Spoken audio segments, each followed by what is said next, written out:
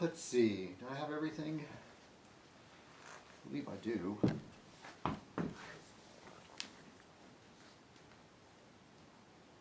Yeah, I'm back. This will make a Fez Night, what, like 2 weeks in a row now, huh? Yeah, I'm feeling a little bit better, but what I could use is some really good news. I could use some good news. I don't know why I'm feeling better. Ugh. I guess my body and brain can't take it after a certain point.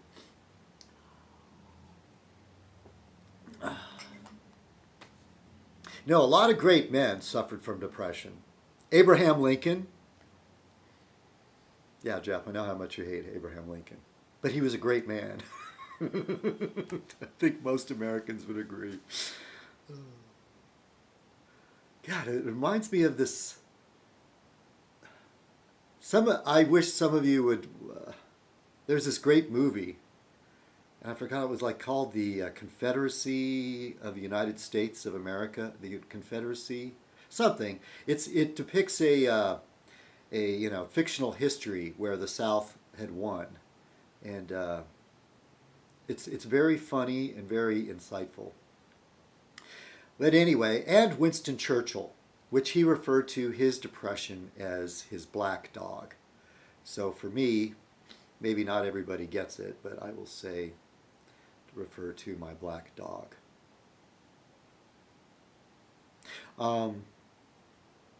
There's a great song by, excuse me, been having stuff going on with my sinuses. I hope I'm not catching a cold. Touch wood. I was going to say, Manic Preachers has a great song where they reference the black dog. You know, it's funny how it surprises me how little the Manic Street Preachers, did I say that right before? I guess my brain is still muddied. The Manic Street Preachers, how little recognition they've gotten in this country. I think they're great. I don't know how famous they are in the rest of the world. I think they're pretty big in the UK. I believe they're Welsh, from Wales. But I don't think I've ever in my life heard a Manic Street Preacher song played on the radio here in the US. They really, really have some great music. I really like it. I discovered them later in life after their big heyday. But I think they're still around. I think they're still recording music, I think. Oh, let's see. I saw Jeff, speaking of Jeff, he posted a response video to John's Wacky World dumpster diving contest. I have to say that is really, really funny.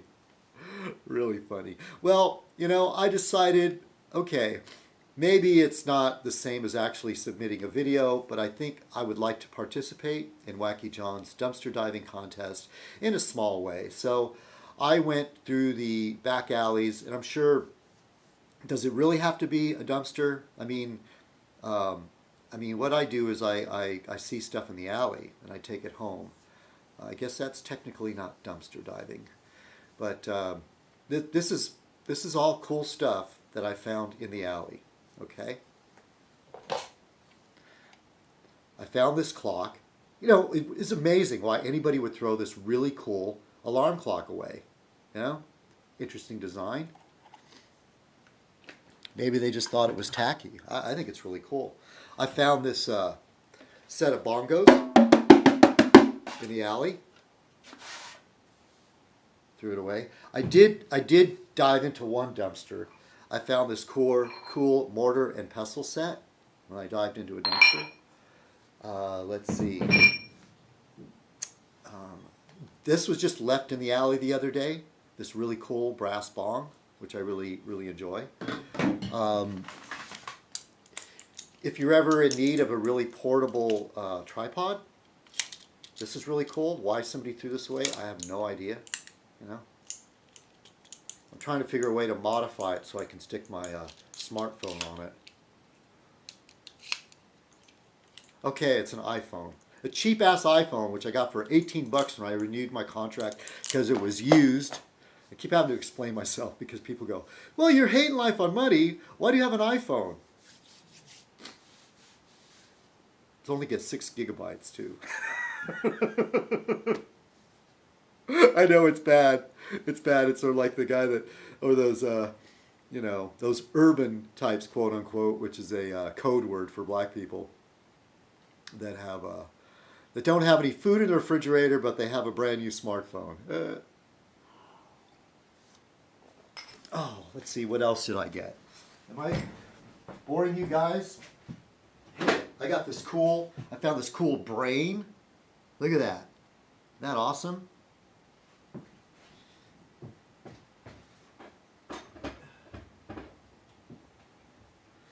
Okay. So, by now, I haven't put the Fez on, which is the same as crossing my fingers, because that's just all crap that I've collected over the years that I should probably put out in the alley.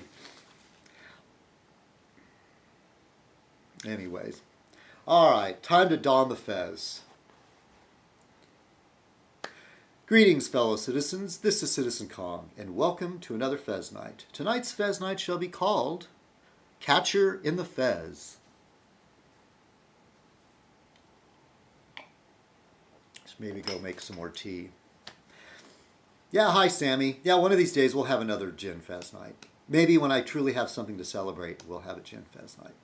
Back to the official drink of Fez Night, which is the Gibson Martini. Gin Martini, of course. Only real martinis are made with gin. What have I got here? I want to say hello to Enraged. Hey, Enraged, longtime follower of what do they say on radio? Long-time listener, first-time caller. Long-time listener to Fez Night. Which, by the way, I encourage people to not just turn this on as background noise, okay? If you're gonna, you don't have to watch Fez Night. It can just be background noise while you're doing your stuff, you know? As I go on and on. I'm trying to keep Fez Night shorter now, you know, but still have this new haircut. Yes, I know. I'm watching myself in the monitor. Yes, you all know that. Yeah, hey, Enraged. It was good. It was good. I left my, I had my Skype app on my phone, and it started making noises, and I did, what is that? And it was being called on Skype, so I picked it up. I was about ready to fall asleep. It was about 9 o'clock, 8 o'clock here, but it had been a long day, and I was just, my eyes were not, I was nodding out. And I answered it, and it was Enraged and Montana Sky, and yeah, hey Montana, you're wacky gun nut, you. But you know, with me, it's rarely anything. Disagreements are and debating is rarely personal. In fact, I only list one person on my list of where, yeah, you made it personal, I'm going to make it personal. But other than that, even Real Man, you know I like you, Real Man. Oh. Yeah, so yeah, and Sammy was there. So I had an interesting discussion with Sammy and Enraged and Montana Sky. He was there for a while and then he left. And oh man, I ended up staying up past midnight. It's just hard to, once you get in, well, for me, I'm such a talker, you know, blah blah blah. Once I get going on the Skype, it's hard to stop. But that was good. That was good. It was really good to do it. We'll have to do that again in the future. I mean, we could be doing it now, but I'm recording a Fez Night. What else? I made a few list things. Al Brookman. Al Brookman. See, you're being mentioned on Fez Night. You know, it's funny. I was just thinking about you. While I was thinking about doing a Fez Night, trying to think of what I'm going to call this Fez Night, I was thinking I was going to say, like, where's Al Brookman? And there he is. Just posted a video this morning.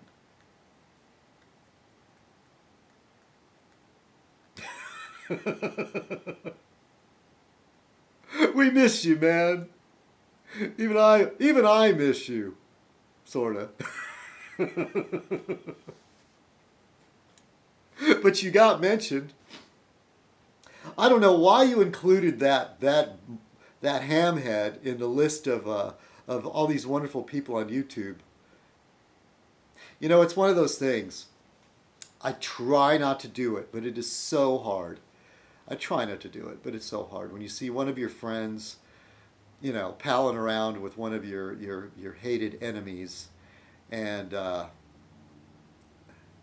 usually what I never do is I can still consider that person a friend. I won't attack them on it, but don't expect me to comment on that or maybe not support you in a fight. How's that?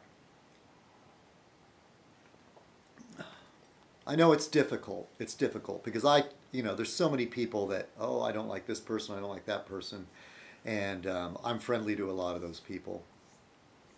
Um, Z Moulton runs into that a little, you know, quite a bit, I'm sure. Which goes on to the next little talking about stuff on YouTube. Real quick, the other thing, yes, don't we all hate the new channel format? I'm trying to figure it out. I don't like what it's done to my background. I love my old background. I'm trying to create that banner. And of course, it's so they can view YouTube on all these different platforms. You know, iPad, whatever. What's the Microsoft equivalent of the iPad? What do they call it? A tablet? The tablet, the smartphone, and the desktop, laptop, etc., etc. And you know, if they would just bring back the comment section and put it right out in front, you know, the little where you stop by people's channels, I'd be okay with it.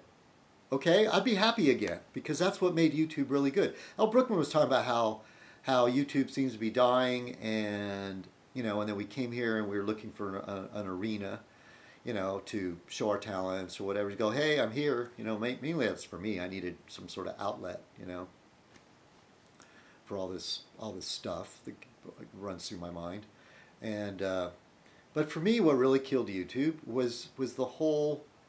You know, everybody gets so mad. Oh, the trolling. Oh, the trolling. Oh, the sock accounts. For me, like I've said many times, my channel was the sock account troll playground. You know, until they got too out of hand with something really, really awful, mostly racist remarks. They would get blocked on my channel.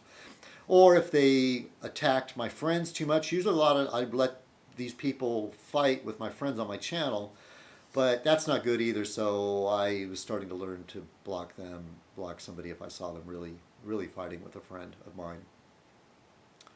But that took away all the fun, and so much of it was not really bitter fighting. It was just fun. I love seeing these new sock accounts come by my channel with these really creative, funny names, with really funny, silly themes. Remember when we had that TV character theme going on with Telly Savalas and McLeod and Peter Falk, what was he, Columbo? And there was a few others. I can't remember everybody in there. But Barbarella was around then, even though she wasn't a TV show. And that ongoing story about Bitey.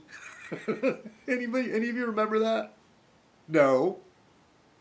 Bitey was the offspring of Leon? Or was it that character? Oh, that's a character Jeff created, Nigula.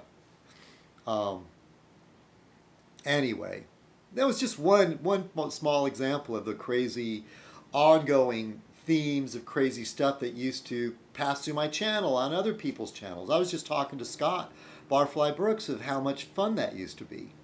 You know, oh, these crybabies, oh, your troll account, your sock account. Yeah, sure, it got a little bit nasty, but, you know, like I see in that other area of YouTube where you have, no offense, people, but I see like Craig Carlton, Torp, Wiz Lives, it's the way these people fight, they just vlog and attack each other.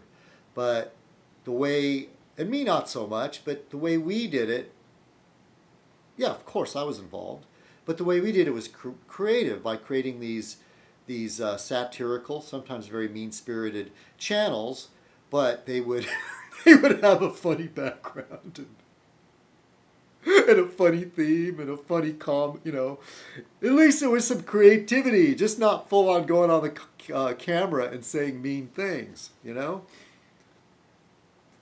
For me, truly, that was for me. I was got late, I got in here late on it at the tail end of all the really cool stuff with the aliens and the pirates and those different groups that erupted. And I have to say the Network of Evil, though I have really bitter feelings about the NOE, even though some of my good friends still consider themselves NOE.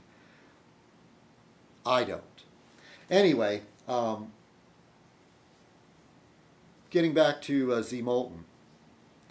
Torp made a video, and Torp was saying, "Oh, citizenkong doesn't comment on any of my videos. He hasn't commented in like 2 or 3 years." Torp, I watch your videos sometimes. Sometimes it's about stuff I don't even know anything about, or I'm not, because it's about what's going on in your end of the pond with these people like Shayna Hurdle and all these folks. That, like I said, I don't. The way you guys mix it up is not fun to me.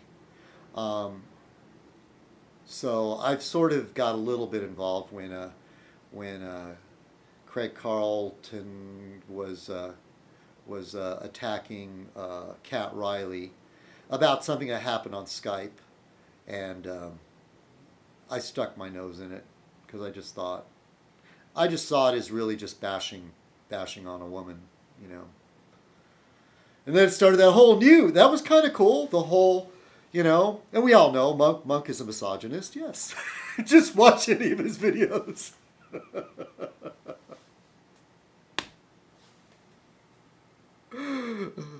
Yeah, we're still fighting, okay? Monk and I are not friends. We hate each other, in fact.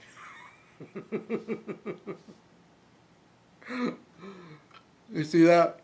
Tongue planted firmly in cheek. Because I'm wearing the fez. I try to keep it straight when I'm wearing the fez, but okay, I'm kidding around. But he is an inhuman monster, right? Okay, so getting back to Z Molten, yes, Torp was basically chewing Z out about his documentary and how he wasn't included. And it seemed to me that he didn't understand that the only way you were going to be included in his documentary is that if you submitted a video. And everybody was trying to explain that to him. Real Man was there, and even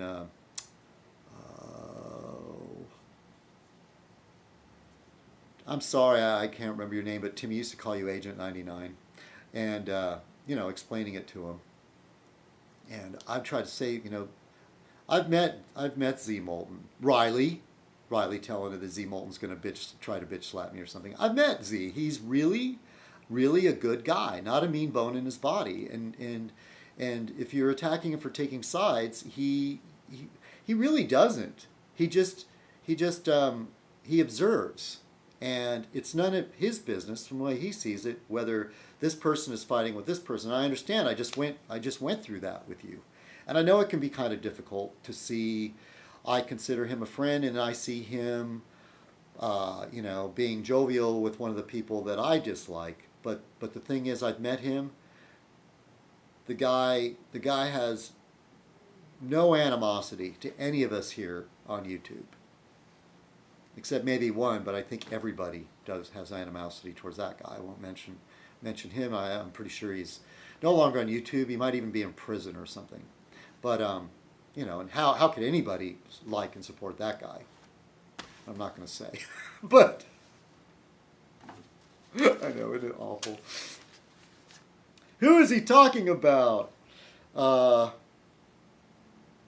the point is, he really, you're being unfair, Torp. And then I started said something about Riley, and I said this. I said I don't trust Riley. And I picked my words wrong, and said because he lies constantly. That I shouldn't have said lies. Okay, I apologize. I apologize for that. I didn't want to label you a liar. Okay, you are a person that says things that aren't true, and then you turn around and say, gotcha. That's not same as telling the truth, though. You know, that you always tell the truth. No, you say something that's untrue, you turn around and you confess that you said something untrue, so then the truth does come out. But that's not the same as always telling the truth, okay? Telling the truth is not telling the mistruth, the untruth, because I'm avoiding using the word lie. Sure, that's your sense of humor, okay? And now I'll go ahead and say this right here, okay, in front of everyone. You know, Riley seemed to get a little bit riled up because he made a video about him. He put together some PVC tubing to make a chair, and before even gluing it, he had it just clamped together, and he thought he would test it by sitting in it, and it collapsed. And these bar clamps, you know those like bar clamps? That's what I call them. Most of us call them that. You know, they have they're long, so you can clamp really, really large objects. See, look, my hands are going off the screen. I use bar clamps all the time at work, but it's for working with metal, and I use like good, not those plastic ones, you know. But anyways, he had those bar clamps, and apparently, like, they were pointed towards his back. He sat in it, the chair collapsed, and the bar clamps almost went through his back. And he showed on camera, he had these big, big gnarly scratches on his back. And he's lucky he didn't puncture a lung or something. Of course, I said, hey, you're the king of gotcha. You know, you try to fool people again. That looked very real, Riley. Yeah, you almost made that believable, but you're not fooling me. Because from now on, I'll tell you, okay, call me butthurt, all right? But it was the final straw. You know, there was the other time you pretended you were dead, and then I even mentioned you in a Fez Night and wished, you know, gave my condolences, or you pretended you were really, really sick, and, you know, I was pulling for you. Come on, Riley, I hope you're okay.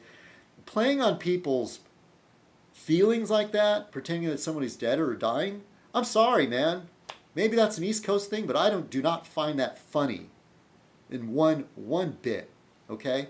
And I fell for it, and then you trying to make people feel stupid for actually caring about you, okay?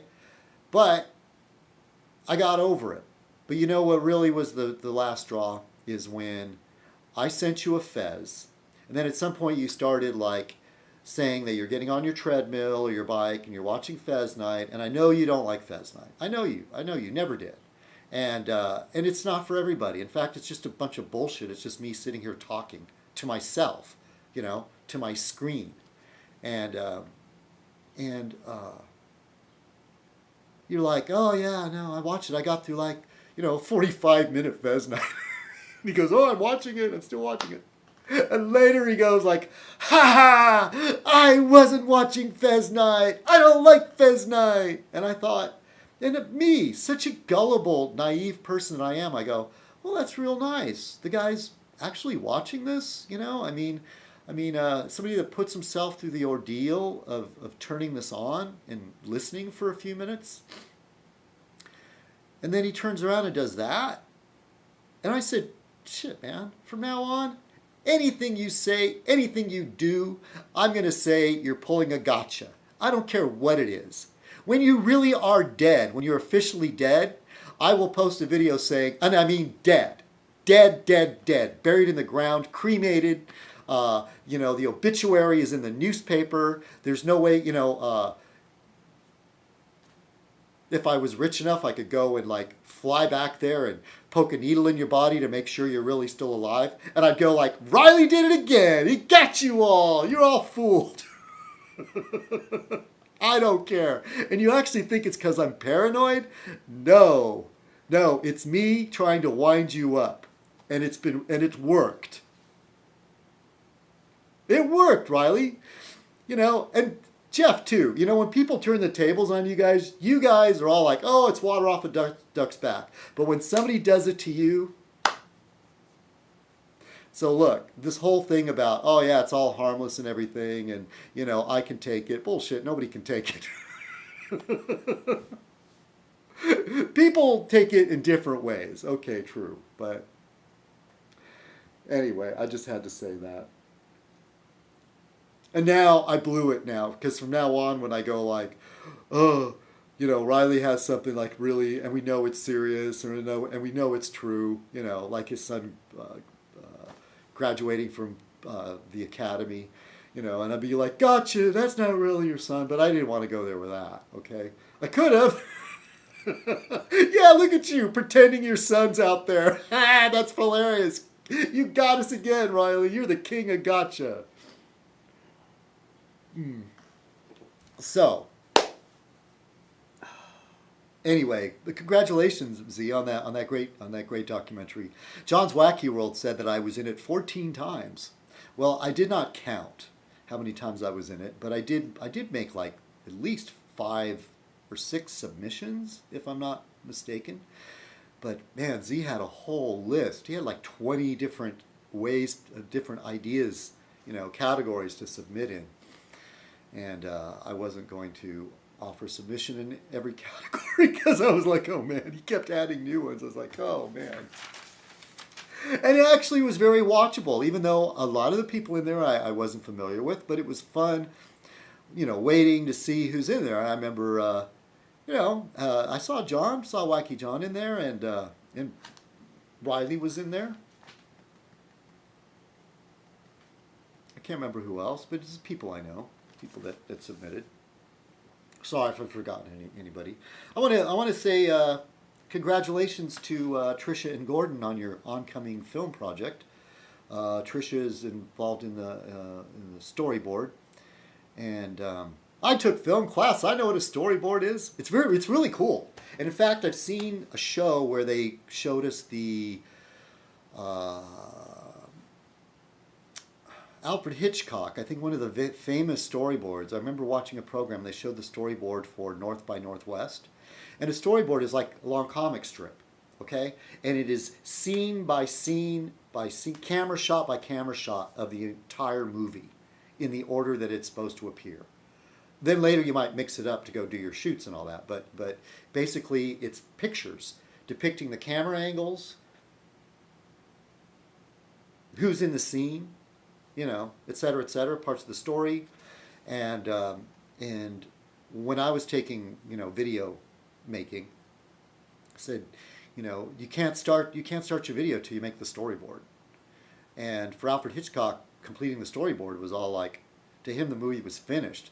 The next was just the work of actually going out there and doing it. But in his head, the way he's imagined it, he saw the storyboard, it was done. So that is a very, very cool thing to do. And Gordon, I'm sorry, I know you're involved, but I can't remember exactly in what capacity. But I know you've been you've left town and gone on sets and done that stuff. I'm envious of you both to be involved with that. I so much growing up.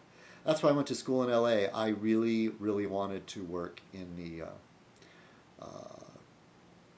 film industry at one point, but there's so many things I wanted to do.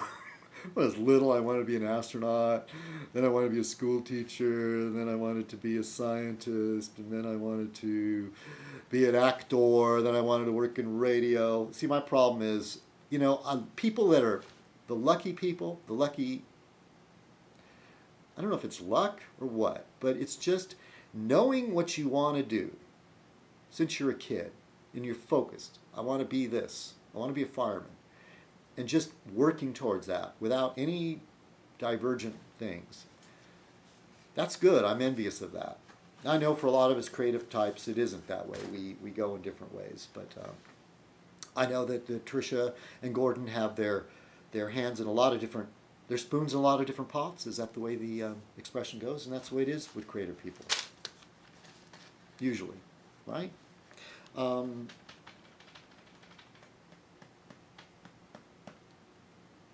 think that's it. I've covered enough of the silly YouTube nonsense. I want to mention there's another person involved in the project, but she'd probably get mad if I talked about her. But I wish her well, and in fact, she's doing the most important part in contributing to this film.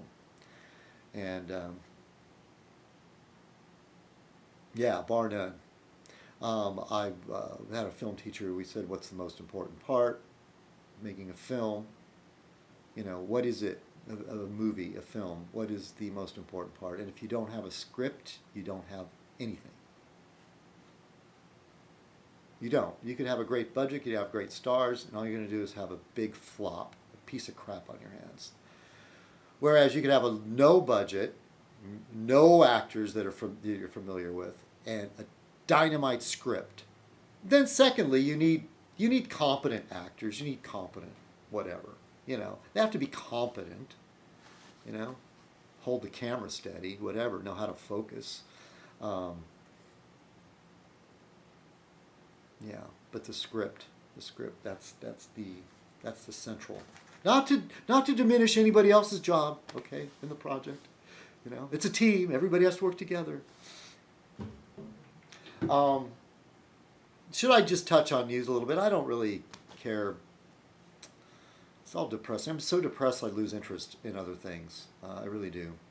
But it is a drag about Syria. And we know all this terrible shit's been going on. There are rebels and this, and I find it all very confusing, but it's not really defined. And it's not one of those top stories out there. I mean, it's not over about oil or anything, but there was chemical weapons being involved, being used, and then finally Obama says we're going to get involved in this. And I know I'm one of those people that believes you can't just look, you can't ignore it when your neighbor's getting beat up, They're getting robbed or something. You just can't sit in your house and not do anything about it. I understand the libertarian philosophy. I feel that way sometimes. It's like, why the hell did we ever get involved in the Middle East to begin with? Just let them fight amongst themselves and just leave it alone. I understand that. I feel that way sometimes too. But it's all part of the British Empire. And the U.S. is the British Empire by proxy. Getting back, I'm sorry, but I'm going to talk about Doctor Who. I started rewatching all the new Doctor Who with Chris Eccleston and whatever his name is, and then on to my favorite, David Tennant. On Netflix, I think they have most of the new Doctor Who, on up until probably Matt Smith somewhere. Netflix kind of sucks is that they make you wait like 2 years or something like that after the season has been already shown before they put it on streaming. Maybe it's only 1 year, but still seems like 2 years. They still don't have any Game of Thrones at all, so I don't know how they work the deals on Netflix for what shows they're going to show. But look at this. This is going to be a long Fez night, huh? And why was I going to talk about Doctor Who? Oh yes, the British Empire. The thing I like about the first season, I started realizing it when I'm watching it, and why I like the Matt Smith stuff.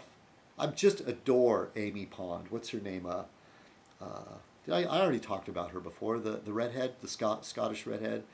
I can't think of her name right now. Starts with a K. Anyway, the actress that plays Amy Pond, I've seen her interviewed. I just think she's just beautiful, but she's not that bright. She doesn't come away she doesn't come across that way on Doctor Who, because she has a script and she's a competent actress and all that. I'm sure she can memorize her lines and all that. But in an interview, no, she's not all that bright. I feel like looking it up, but I won't. But I really, really enjoy the ones with Billie Piper, the blonde.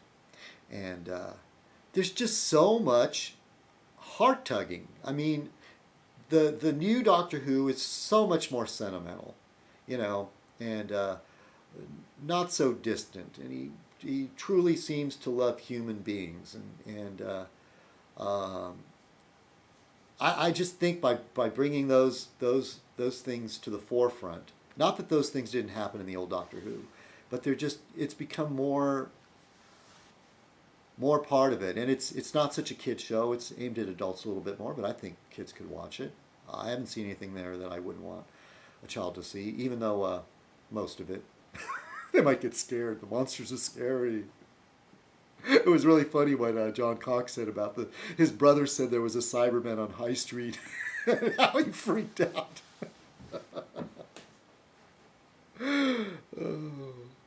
But anyway, what I really like about the David Tennant one, a lot of the episodes, is just how British, how English it is. There was one where they did the bombing of London and the whole spirit of the Londoners, and I think I mentioned that last week. And oh, hear that? Hold on.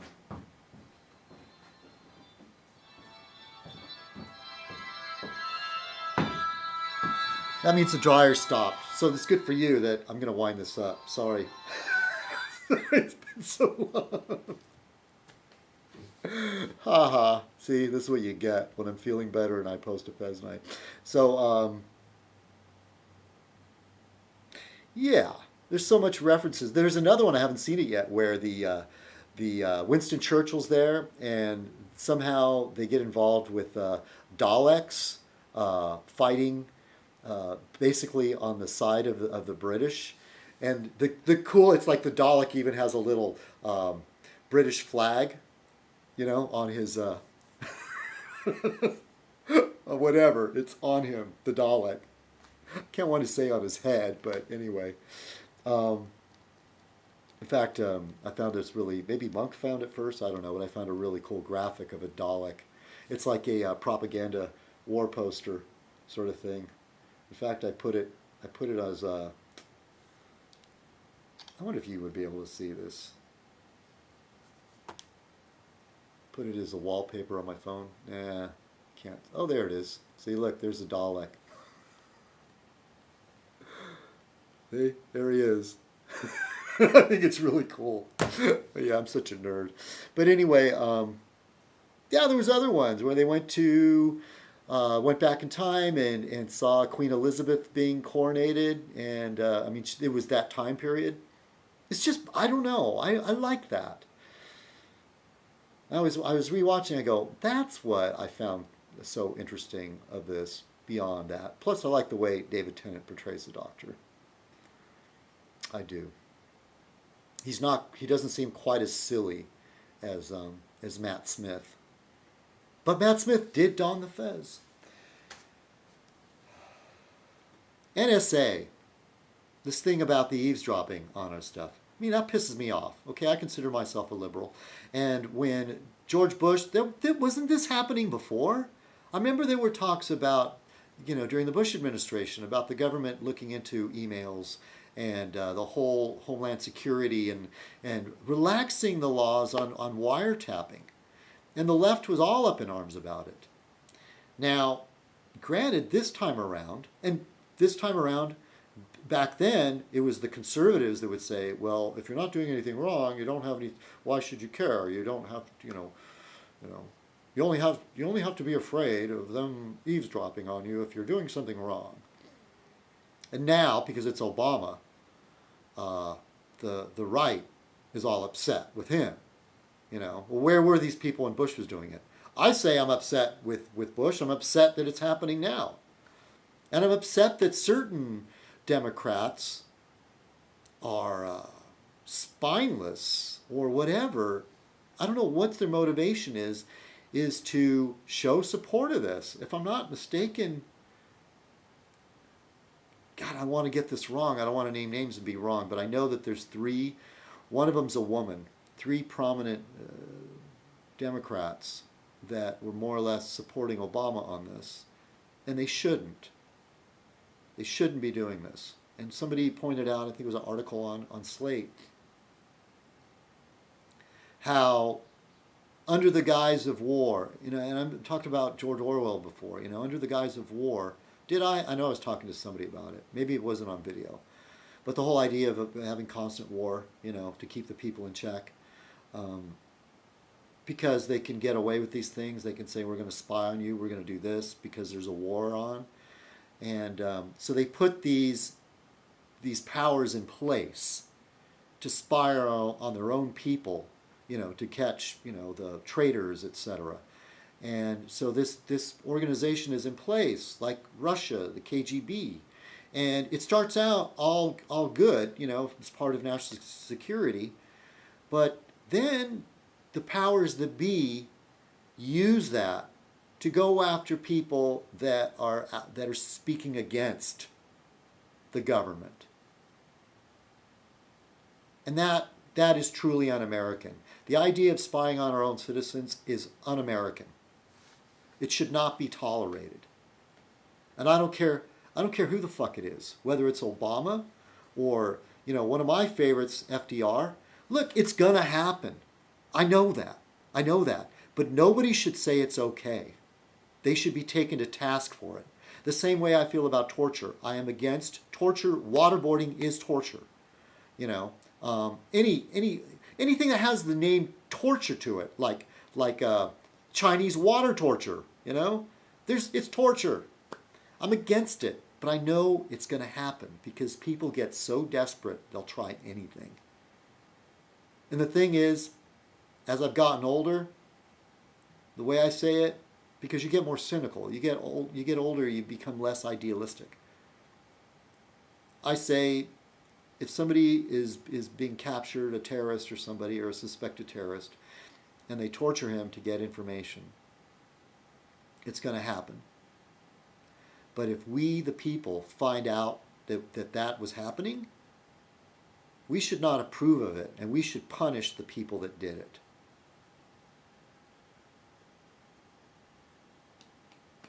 Because it's wrong. Two wrongs don't make a right. But two lefts make a right. See, if you go left, and then left. Oh no, three lefts make a right. So let's say you're going this way, all right? Then you go left, then you're going right. So three lefts make a right. But two wrongs don't make a right. I came up with that to amuse my friend Carol and her daughter and her friends were playing around on the sidewalk.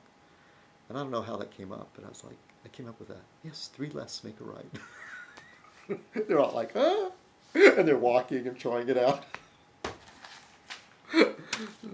Some ways I would have made, happy Father's Day. Yeah. I think I probably would have made I don't know. I get to the age and I think, man, did I miss out not having kids? I don't know. I don't think I would be a great father. I know. I'm the kind of dad that's really good about playing with the children when I feel like it because they're a lot of fun. But then the rest of the time is don't bother me. And then going, my dad was this way. We got the real strong feeling him, which is bad. Don't ever do this to your children. Is that you're some kind of burden on them. That they're a burden to you. Don't do that to your kids. But I remember my father would be like, how we made him suffer, with all that stuff that kids do and kids want and the whole, like how his life wasn't his anymore. It was subtle. It wasn't in our face, but it was there. We picked up on it. Sometimes we'd have to laugh. I think sometimes he meant it with humor. But sometimes when you make a joke like that, there's some truth to it. Okay. Anyway, happy Father's Day. And here's to you, Dad. Cheers. My dad never drank. He didn't even drink tea or coffee, Yeah, so I think I was a disappointment to him in some ways. I was that black sheep, huh? Oh, man. Okay, peoples. That's it. Finally, look, another 45-minute Fez Night. Yay. That means I won't have to do one for a long time. Oh, God, I've got things to do. I am still stressed. I'm really bothered, yes. I don't know what to do. Anyway, yeah. Sorry, I didn't mean to end on that note. Just suddenly I was just like, weight came on and said, why am I ignoring this stuff? I can't explain it, but I just better go. All right, everybody. Have a great week. And thank you for watching. What do we call it again? Oh, yeah. Thank you for watching Catcher in the Fez. Cheers.